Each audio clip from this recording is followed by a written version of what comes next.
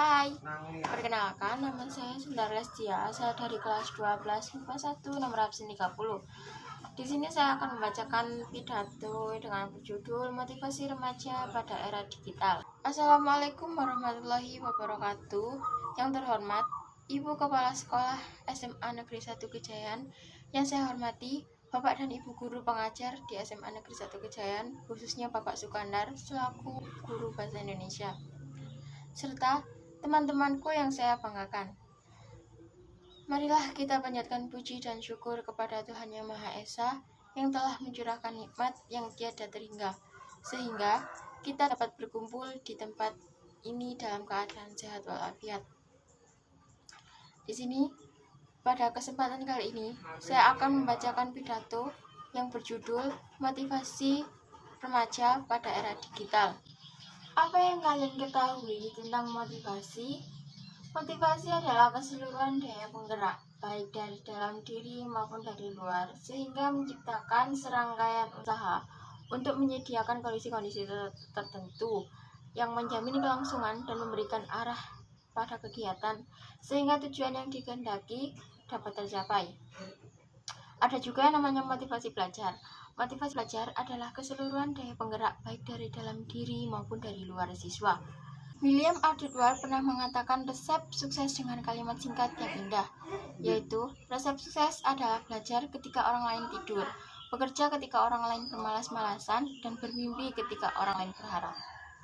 Setiap orang pasti memiliki motivasi yang tidak sama. Misalkan, seseorang bersedia belajar dan mengajar ranking pertama karena dimotivasi untuk mendapatkan hadiah dari orang tuanya, atau dari saudaranya, atau dari yang lain. Hal ini biasanya tergantung dari apa yang diinginkan. Sesungguhnya, motivasi belajar tidak akan terbentuk apabila seseorang tidak mempunyai keinginan, cita-cita, atau menyadari manfaat belajar bagi dirinya. Membangkitkan motivasi bagi beberapa orang mungkin menjadi kendala tersendiri. Hal ini seperti mobil mogok yang dapat bergerak setelah ada yang mendorong. Semoga tidak ada satupun dari audiens di sini masuk dalam kategori yang saya sebutkan tadi.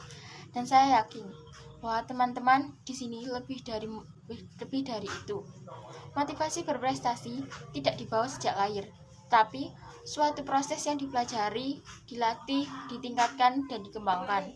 Oleh karena itu, beberapa tips berikut ini sangat bermanfaat untuk motivasi diri sendiri. Pertama, terapkan tujuan. Yakin dan optimislah bahwa kita dapat berubah. Bahkan, kita memang harus berubah untuk mencapai titik maksimum. Percaya bahwa semua akan seperti yang kita harapkan jika kita berusaha dan berdoa. Yang kedua, susunlah target yang masuk akal. Seperti, saya harus meraih peningkatan dalam setiap kurun waktu 2 atau 3 peringkat dalam seminggu. Susunlah target yang menurut Anda dapat diraih. Jangan terlalu jauh berharap dan jangan terlalu rendah untuk berharap. Tetapkan target yang sekiranya bisa kita capai. Ketiga, pilihlah teman yang bergaul dengan tepat. Bergaul bersama orang-orang yang senang belajar dan berprestasi akan membuat kita juga giat belajar. Selain itu, carilah orang atau komunikasi yang mempunyai kebiasaan baik dalam belajar. Kebiasaan dan semangat mereka akan meluncur kepada kita. Seperti halnya orang yang berteman dengan tukang pandai besi atau penjual minyak wangi. Jika kita bergaul dengan tukang pandai besi, kita akan turut terciprat bau bakaran besi. Dan jika kita bergaul dengan penjual minyak wangi, kita akan terciprat harumnya minyak wangi. Yang keempat, belajar menggunakan bahasa prestasi. Gunakanlah kata-kata optimis, misalnya, masih ada peluang lagi, ayo semangat.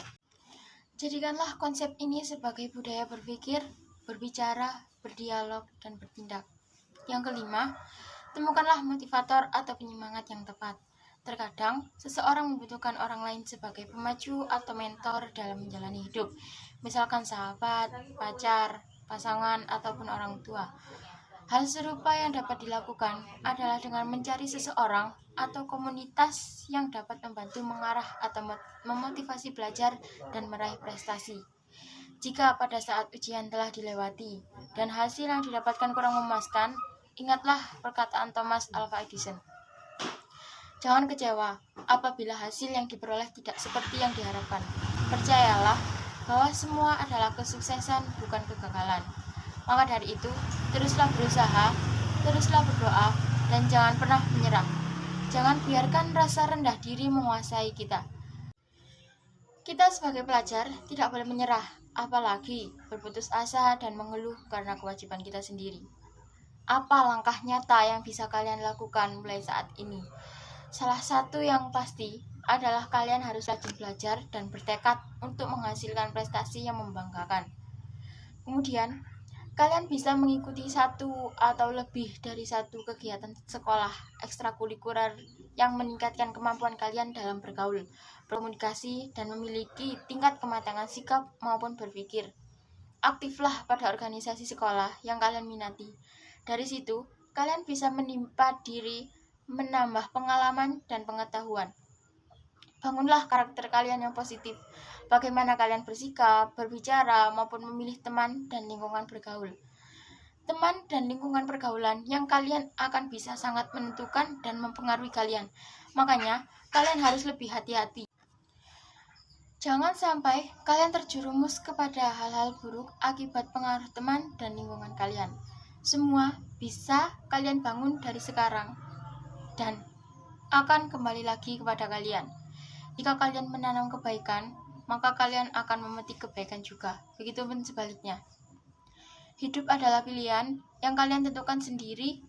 Tidak ada satupun orang yang bisa memaksa kalian untuk menjadi ini dan itu kecuali kalian sendiri. Dan jangan salahkan siapapun jika kalian terjerumus kepada kebangkrutan atau kegagalan di masa depan. Karena semua itu adalah hasil pilihan kalian sejak awal. Maka dari itu, mulailah dari kecil, mulailah dari diri sendiri, dan mulailah dari saat ini.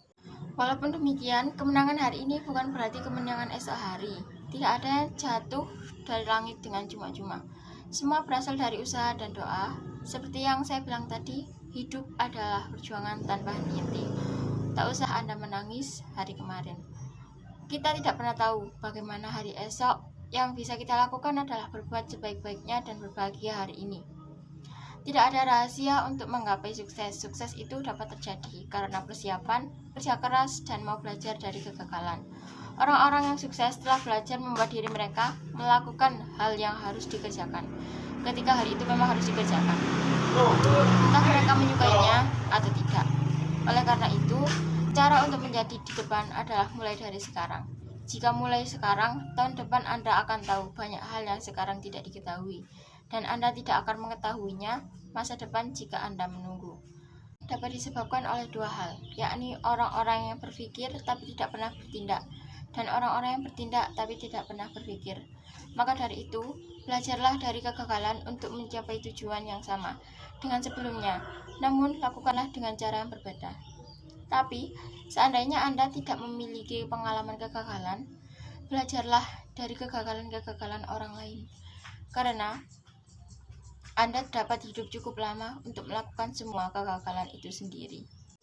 Jika kita gagal pada kesempatan pertama, seperti yang Mario Teguh katakan, bahwa masih ada 1 juta kesempatan kedua. Jadi jangan berpikir untuk berputus asa, karena kita jika berputus asa, maka kita akan kehilangan semangat untuk hidup, kehilangan semangat untuk beraktivitas sehari-hari, timbul perasaan sedih, merasa bersalah, lambat berpikir. Seperti dalam firman Allah, Quran Surat Fusilat ayat 49, manusia tidak jemu memohonkan kebaikan, dan jika mereka ditimpa malapetaka, dia menjadi putus asa dan putus harapan. Ada beberapa hal yang dapat kita lakukan untuk mengatasi segala tekanan. Pertama, berhentilah untuk mengeluh, bersyukurlah dengan kehidupan kita yang sekarang. Lakukanlah apa yang bisa kita lakukan. Kedua, mohonlah pertolongan Allah dengan salat dan sabar, dan yang paling penting, tingkatkan keimanan dan ketakwaan kita kepada Allah Subhanahu wa taala. Semoga kalian bisa menjadi orang-orang sukses di masa depan. Cukup sekian pidato yang bisa saya sampaikan. Mohon maaf jika ada kekurangan atau kata-kata yang tidak berkenan di hati kalian. Semoga ada manfaatnya buat kalian juga, dan semoga ini menjadi renungan bagi kalian. Terima kasih. Wassalamualaikum warahmatullahi wabarakatuh.